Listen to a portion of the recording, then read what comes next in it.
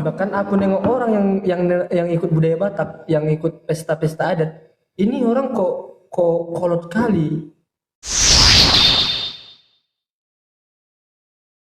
Guru yang ngajar dulu, jujur ya tulang, dari kelas 1 SMP sampai kelas 2 SMP aku nggak pernah suka budaya Batak. Bahkan aku nengok orang yang ikut budaya Batak, yang ikut pesta-pesta adat, ini orang kok kolot kali. Nah, akhirnya mulai terbuka pas 3 SMP. Waktu itu saya ikut seminar, webinar.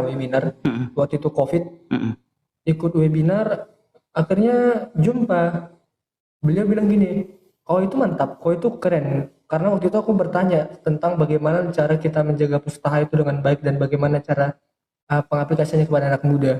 Jadi beliau langsung, ayo kau tarik, ayo kita belajar budaya Batak sama-sama. Dari situ tiap sekali seminggu itu kadang mau Zoom belajar budaya Batak itu seperti apa. Via Zoom. Oh, waktu itu COVID memang. Betul. Belajarnya sebenarnya nggak lama. Betul, belajarnya nggak lama. Tapi dengan banyaknya buku-buku ini, waktu itu saya kemarin dikasih 10 buku. Baca semua 10 buku ini dalam 1 bulan, harus tahu apa isinya, inti-intinya. Akhirnya waktu itu diskusi, judulnya buku Tobana saya. Apa yang kau dapat dari buku Tobana saya? Aku jelaskan dari beberapa halaman, seperti ini. Nah, akhirnya dari situ beliau itu mendekatnya dengan cara pendekatan buku-buku. Akhirnya saya paham beberapa buku-buku yang beliau sampaikan. Begitu. Ya, apa hal yang menarik menurutmu tentang Batak ini? Dulu ada, sebelum aku meninggal juga ada Poda. Ada Poda. Jadi Poda itu ada bentuk upasa. Jadi upasanya ini Marguru tu tahu Sidihoni, Mardatu tu tahu Toba. Aku dulu nggak tahu maknanya apa lah, maknanya dikasih upung ini. Akhirnya ada kawan marga Brasa Parna dari Batak Papa. Saya cerita, ini upung saya ada Poda ini, tulang. Bagaimana ini? Tulang tahu artinya. Akhirnya dapat Marguru tu tahu Sidihoni. Tahu Sidihoni itu di atas Danau Toba. Dan di bawah tahu Sidihoni kan Danau Toba jadinya. Jadi Marguru ke tahu Sidihoni berarti kita harus berguru ke orang yang di atas. Lalu Mardatu tu tahu Toba dalam artian mendalami ilmu lagi ke lebih yang dalam, bukan mengajari orang lebih dalam lagi. Begitu. Terus aku waktu itu bingung karena dulu aku suka budaya Korea. Itu K-pop. Oh iya. BTS namanya. Jadi aku mikir kalau aku suka budaya Korea, sementara aku orang Batak punya budaya sendiri. Aku cari-cari di internet, kenapa orang anak-anak muda Korea suka budaya Korea? Ternyata cara-cara mereka itu untuk memperkenalkan budaya itu mantap, makanya anak muda itu suka sama budaya Korea. Sementara kita di Indonesia, budaya Batak saja kita dalami. Saya kemarin dalami budaya Batak. Terus bicara singkat lah, saya nggak banyak ngomong, tapi saya sedikit ngomong, tiba-tiba ada orang tua nyeletuk, lapo sudah peho, dang boy mengajari halak. Jadi kita anak muda mendalami, pengen diskusi lebih dalam. Begitu. Terus aku waktu itu bingung karena dulu aku suka budaya Korea. Itu K-pop. Oh iya. BTS namanya. Jadi aku mikir kalau aku suka budaya Korea, sementara aku orang Batak punya budaya sendiri. Aku cari-cari di internet, kenapa orang anak-anak muda Korea suka budaya Korea? Ternyata cara-cara mereka itu untuk memperkenalkan budaya itu mantap, makanya anak muda itu suka sama budaya Korea. Sementara kita di Indonesia, budaya Batak saja kita dalami. Saya kemarin dalami budaya Batak. Terus bicara singkat lah, saya nggak banyak ngomong, tapi saya sedikit ngomong, tiba-tiba ada orang tua nyeletuk, lapo sudah peho, dang boy mengajari halak. Jadi kita anak muda mendalami, pengen diskusi lebih dalam, tetapi dihambati dengan cara kami yang muda, kami lebih tahu daripada kalian.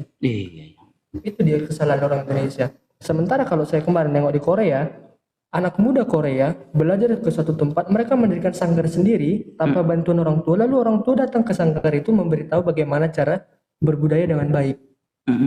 Sementara saya belum menemukan itu di Indonesia, apalagi yang katanya Jawa belum juga mampu seperti itu.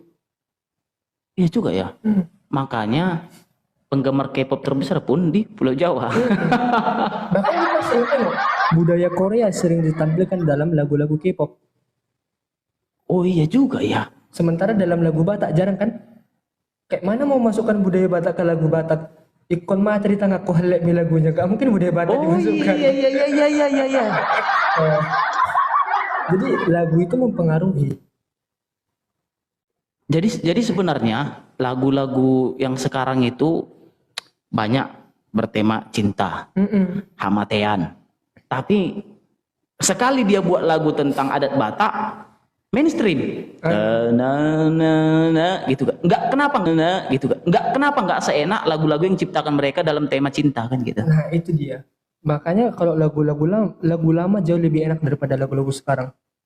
Ya jelas. Kalau yang saya lihat jelas. Lagu Tilhang yang judulnya kayak Cimali Mali Butet itu dia lagunya sedih, tapi ada budaya Batak di situ. Cimali Mali Butet artinya dia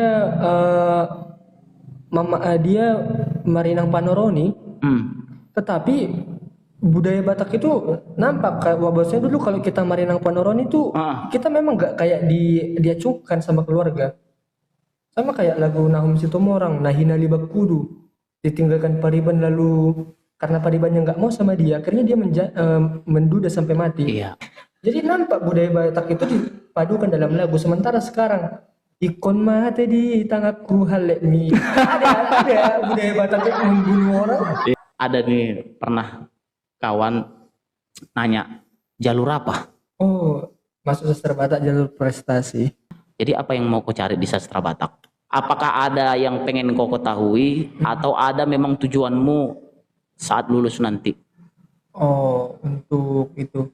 Kenapa saya pilih sastra Batak? Karena pertama hal yang pertama saya cari untuk mendapatkan akses buku lebih banyak lagi. Oh gitu. Dengan titel anak sastra Batak, saya bisa mendapatkan akses lebih banyak untuk membaca pustaha, untuk bertemu langsung dengan pustaha dan juga buku-buku lama. Jadi karena tujuan utama aku dulu masuk sastra Batak untuk mendalami pustaha. Jadi puji Tuhan sudah 7 pustaha yang sudah saya baca. Mungkin saya kemarin pengen masuk sastra Batak karena sastra Batak ada Ibu Muhammad Karo sekali, itu Batak Karo asli. Banyaklah orang-orang Batak Karo. Jadi mereka punya banyak pustaha. Jadi saya pengen juga yang namanya pengen juga membaca yang mereka baca. Jadi sehingga dari apa yang dari dalam pustaha itu bisa dari dalam pustaha itu bisa kita aplikasikan dalam bentuk sehari-hari. Bahkan ini yang kabar baik loh. Dinas Kementerian Kesehatan kemarin meminta 2 pustaha dari Perpusnas untuk dibaca dan dijadikan obat-obatan. Yaitu 1 pustaha Tambar Nihulit namanya dari Batak Simalungun. Aku pernah dengar itu. Ada katanya pustaha yang isinya itu adalah mantra-mantra obat itu kan maksudnya? Iya. Dari Kementerian Kesehatan. Kementerian Kesehatan langsung datang. Kemarin kami bikin webinar dan hari Rabu lalu itu pustaha Tambar Nihulit berhasil menjadi ikon Sumatera Utara, Ikatan Kolektif Nasional. Berarti pustaha Tambar Nihulit ini akan menjadi yang namanya warisan budaya, mungkin akan dijadikan warisan budaya internasional ke depannya. Dan ini yang memperjuangkan Batak, bukan SBB. Tolong. Ini aku tadi lagi serius, tiba-tiba dia menyebutkan SBB. Aku mau muntah. Betul. Tapi begini, pustaha Tambar Nihulit itu isinya apa sih? Kenapa bisa mengobati orang gitu?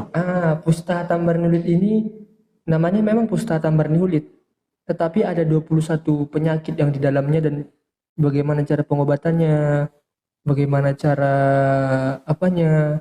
Oh, maksudnya itu artinya Kementerian Kesehatan ini pengen mengambil buku itu, artinya 1 mungkin di dalamnya ada khasiat, yang kedua pengen diterjemahkan sehingga tahu cara pengobatan penyakit tertentu kan begitu. Batak. Dan pustaha Tambar Nihulit bisa untuk pengobatan real Kementerian Kesehatan. Selain pustaha Tambar Nihulit, ada pustaha Podani Hata-Hata. Namanya memang karena diambil dari namanya itu karena pas kita pertama kali baca pustanya, Poda nih Hata-Hata nih Nana. Jadi dinamakan itu karena memang pas pertama kali dibaca memang itu yang dibaca. Oh, jadi dari kata pertama itu diambil menjadi kata nama pustaha itu. Oh. Kayak pusta si Aji Mamis. Tapi isinya tetap juga seperti pengobatan. Oh. Jadi itu ada di USU sekarang. Kemarin orang-orang atau sudah dibawa sama Kemenkes? Sekarang udah ada di museum sih. Jadi yang memperjuangkannya itu mantan-mantan anak sastra Batak. Jadi yang namanya anak sastra Batak itu jangan dipandang rendah.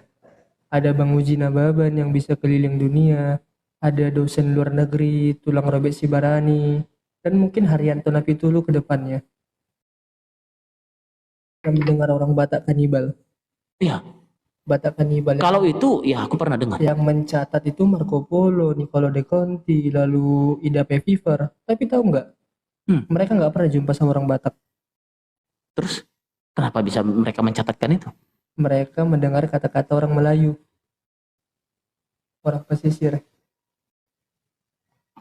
Marco Polo tahun berapa? Tahun 1200-an lah.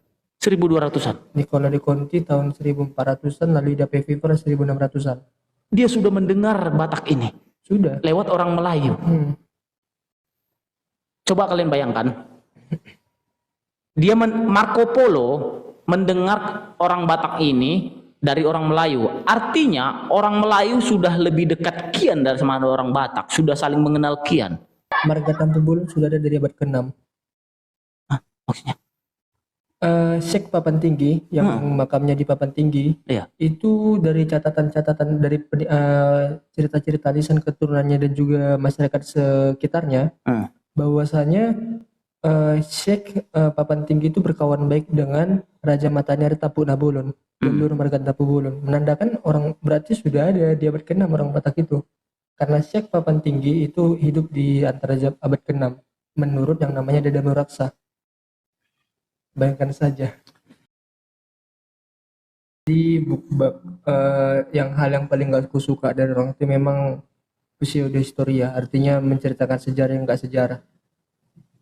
Analogi mereka coba jadikan menjadi sejarah. Contohnya kayak mereka mengatakan Batak itu buatan Belanda. Ternyata Batak itu jauh sebelum Belanda datang sudah ada.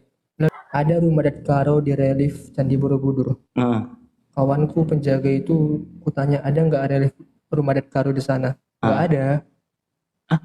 Nggak ada relief gambar rumah adat Karo di Candi Borobudur, katanya ada.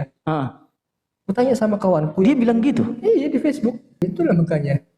Terus dia bilang gini, bahasa Batak Karo itu jauh lebih dekat ke Melayu daripada ke bahasa Batak Toba.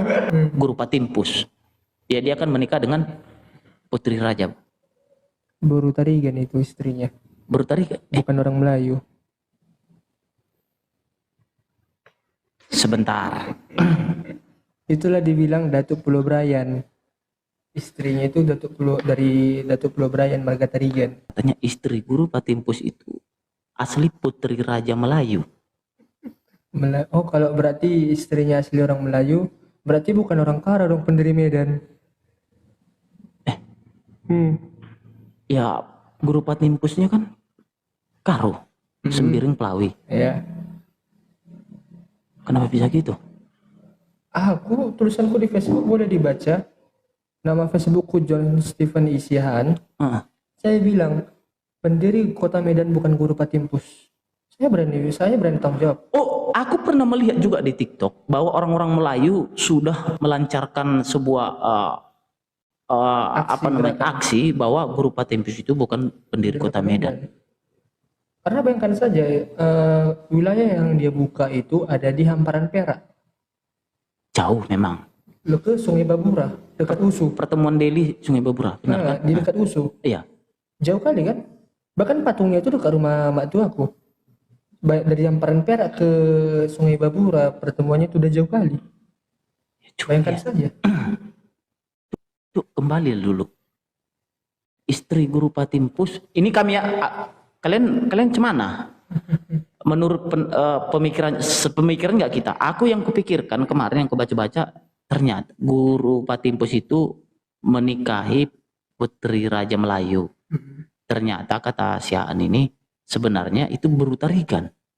Benar itu. Datuk Pulau Brian. Anak putrinya Datuk Pulau Brian. Itu baru Tarigan. Iya. Itu justru yang bilang Tarigan Kereneng ya. Bahkan saya kemarin kerjasama sama Pak Iswan Nazari, bahwa saya sependapat dengan beliau. Guru Patimpus bukan pendiri Kota Medan.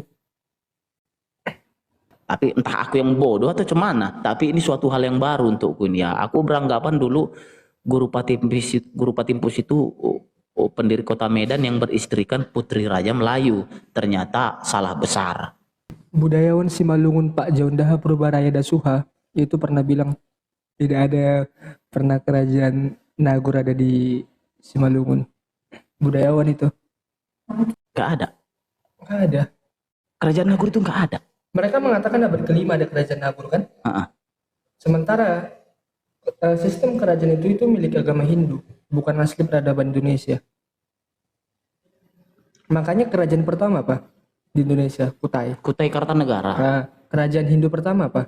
Majapahit bukan? Enggak, Kutai juga. Kutai. Iya.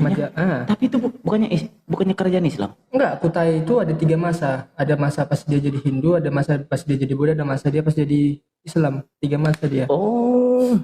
Sama kayak Mataram Hindu, Mataram Buddha, sama Mataram Islam. Oh. Nah, jadi itu dia. Jadi abad kelima tidak ada catatan satupun dari orang Simalungun yang mencatatkan itu abad kelima. Sama sekali tidak ada, nol. Sekali tidak ada. Yang ada cuma Pustaha Perpadanan Nabolak. Itu pun Pustaha Perpadanan Nabolak mengatakan mereka Raja Batak. Namanya udah Pustaha Perpadanan Nabolak. Itu bahasa apa? Bahasa Batak Simalungun. Jadi sistem kerajaan itu bukan asli sistem Indonesia. Itu sistem asli dari orang India. Makanya orang Hindu itu sistemnya ada kasta kan. Ada kasta Kartama Brahmana, Ksatria, Sudra, sama Waisnawa. Nah, jadi untuk merangkum yang keempat ini wajib ada suatu sistem yang dimana ada suatu raja. Oh, pemimpin kasta itu. Makanya ada sistem kerajaan. Orang Batak Toba sistemnya bius. Batak Simalungun aslinya sistemnya Partuanan sama Perbapaan. Itu sama nggak? Beda. Beda sama kerajaan. Bukan rahasia di sini. Rahasia besar ya. Tapi rahasia umum. Tapi rahasia besar untuk orang Batak yang belum tahu. Apa itu? Raja Maropat Simalungun itu bentukan Aceh. Lalu Raja Marpiti itu bentukan Belanda. Karena orang Batak Simalungun dulu nggak punya sistem kerajaan. Mereka egaliter. Masuklah Aceh, dijajah. Saya pakai kata penjajahan. Dijajahlah Tanah Karo, dijajah Pak, dijajah Simalungun. Mereka ciptakan sistem Datu 4 suku. Sistem 4 suku, 4 kepala pemimpin keluarga atau 4 kerajaan. Dan 4 suku di Delhi. Lalu kalau ada Sibayak. Dulu Sibayak itu yang dipilih Aceh ada 4. Lalu di Simalungun Raja Maropat. Dulu Sibayak itu yang dipilih Aceh ada 4. Lalu di Simalungun Raja Maropat.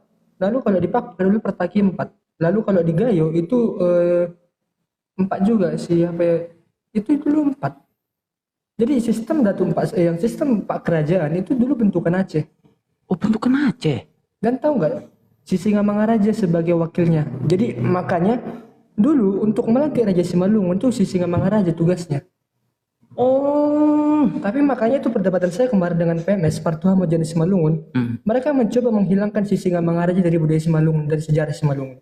Aku nggak suka. Terus debatlah kami. Intinya dulu kami debat. Mereka mencoba menghilangkan jejak Sisingamangaraja di tanah Simalungun. Sementara tercatat dengan jelas oleh J.T. Deman dalam bukunya Simalungun, yaitu mengatakan masih ada pada waktu itu masa dia Sisingamangaraja pergi ke Simalungun meminta upeti kepada Raja Simalungun. Karena mereka tunduk ke Sisingamangaraja. Lalu Raja Marpitu, kenapa dinamakan Raja Marpitu? Karena dulu 4 ditambah 3. Ditambah 3 itu karena siapa? Karena Belanda ulahnya. Jadi sistem kerajaan itu bukan asli kita yang punya. Jadi kayaknya bertolak belakang apa yang dikatakan para bukbak ini. Karena begini dia. Karena mereka nggak tahu suatu sejarah, mereka mencoba menciptakan sejarah baru. Makanya di Pakpak itu ada dinamakan Kadalona. Sebagai leluhur suku Pakpak katanya. Karena mereka mau menandingi si Raja Batak, mereka ciptakan Kadalona tapi itu sumbang. Mereka nggak bisa merangkum marga Sionom Hudon, ada marga Tinambunan, Tumanggor, turutan sampai ke marga yang lain. Mereka nggak bisa merangkum itu. Jadi mereka sengaja menciptakan sebuah mitos baru Untuk melawan untuk melawan si Raja Batak. tapi nggak berhasil. Nggak berhasil karena gagal. Itu masih sumbang. Luar biasa. Karena jelas dengan boleh kita buka buku-buku lama dari Batak Karo Jati Deman, Newman di Simalungun, lalu WK Yapes dalam bukunya Pak-Pak Lenden dan dari Lenden. Jelas di situ mereka bertemu langsung dengan orang Pak-Pak, orang Simalungun dan orang Karo. Bahwasanya mereka menjelaskan silsilah mereka. Mereka menjelaskan langsung dengan silsilah mereka. Itu orang-orang itu sendiri yang menjelaskan kepada orang Belanda, bukan orang Toba. Bahkan nama si Raja Batak dulu nggak ada di dalam bahasa Toba. Dulu kalau di catatan-catatan lama, si Raja Batak selalu punya nama. Kalau dalam bukunya Marga Tampu Bolon itu dijelaskan nama si Raja Batak Jonggo Nitano. Dalam silsilah Marga Siregar dijelaskan Jonggo di Bulan. Sementara catatan menuliskan tentang nama si Raja Batak dituliskan dalam catatan Simalungun. Tetapi mereka mencoba menghilangkan itu. Membuat mitologi baru. Itulah busuknya SBB Simalungun bukan Batak. Itu kebusukan mereka dan itu yang selalu kutolak. Apalagi waktu mereka mengklaim Parapat itu tanah mereka. Aku nggak suka. Parapat tidak pernah jadi tanah Simalungun. Itu tanah Toba. Tapi nggak berhasil ya. Nggak berhasil sama sekali. Bahkan sampai orang Karo menciptakan sejarah ada leluhurnya dari India lalu punya 4 anak lah, 5 anak itu namanya pertama si Tarigan, lalu kedua namanya si Karo. Oh, Marga Silima itu. Itu mitos tandingan. Tapi gagal kan? Tunggu. Itu mitos tandingan. Mitos tandingan. Buktinya dinamakan katanya anak ke berapa si Tarigan lahir. Sementara kalau kita himpun marga Tarigan, ada yang dari Pak-Pak, Tarigan Gersang, ada yang dari Simalungun, Tarigan Tambak, Tarigan Siboro, Tarigan Selangit. Bagaimana bisa satu bapak si Tarigan punya anak Tarigan segini? Berarti dari Karo menyebar ke Pak-Pak sama ke Simalungun. Jelas ini sangat ini menghancurkan sejarah yang ada di saudaranya sendiri. Itu mitos tandingan. Diciptakan sama warga Prangenang kalau tidak salah. Astaga. Aku baru tahu ini. Mitos tandingan. Mitos tandingan itu banyak. Apalagi kalau dibilang sebenarnya kisah-kisah Raja Nagur itu juga mitos tandingan yang dibuat mereka. Mereka mencoba mengatakan Marga Damanik pertama kali di Simalungun. Sementara Marga Damanik pendiri Kerajaan Siantar tidak akan lahir Marga Damanik tanpa dari rahim Buru Manurung dan Buru Saragi, Buru Sidauruk. Oh itu pula. Kalau tidak dari rahimnya Buru Manurung tidak akan lahir Marga Damanik.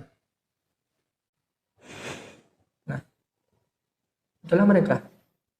Astaga. Partiga Sinapujung menikah dengan Buru Manurung. Lalu anaknya pergi Partiga Sinapujung kalau tak salah lahir dari entah istrinya Buru Manurung, entah mamaknya Buru Manurung, pergi ke Siantar, menikah dengan Boru Sidauruk. Lahirlah di sana anak, itulah menjadi Raja Siantar. Lalu dari Buru Manurung menikah dia dengan Buru Manurung, inilah yang menjadi kepala pertuaran di Sipolha. Itulah. Mereka menciptakan mitos baru tapi mereka nggak mampu. Bahkan di Mandailing mereka mencoba membenturkan siapa leluhur Marga Lubis? Namora Pandebosi. Leluhur inti. Mereka mencoba mengatakan Nasution juga keturunan dari Namora Pandebosu. Kalau itu percobaan mereka sebenarnya. Itu percobaan mereka itu diciptakan sama Marga Putih. Sama siapa satu lagi ya? Zulkarnain Lubis. Itu ulah-ulah mereka. Jadi itulah salah satu kebusukannya mereka. Mereka menciptakan mitos baru. Mereka menghina-hina si Raja Batak, tapi mereka nggak sadar mereka menciptakan mitos baru untuk melawan si Raja Batak. Nah, itu dia. Melanggar sejarah mereka sendiri. Sejarah mereka sendiri. Kayak katanya anak paling bungsu dari Panglima Karo tadi, namanya si Sembiring. Sementara kalau kita lihat Marga Sembiring ada dari India, ada dari Paropo. Siapa anak Sesimbering ini bisa melahirkan yang kedua ini? Nggak ada kan? Oh iya juga. Itu makanya mereka menciptakan mitologi tapi hancur. Secara logika nggak mungkin kan? Memang nggak mungkin karena sama kayak mereka tadi kan. Mereka mengatakan 5 tadi anaknya. Pertama si Karo-Karo, lalu si Tarigan, lalu si Perangin-angin, lalu si bla bla bla. Si Tarigan katanya sebagai nama orang, si Tarigan nama orang. Lalu bagaimana si Tarigan ini bisa punya anak namanya si Gersang, punya anak si Sebero, punya anak si Langit, punya anak si Cikala.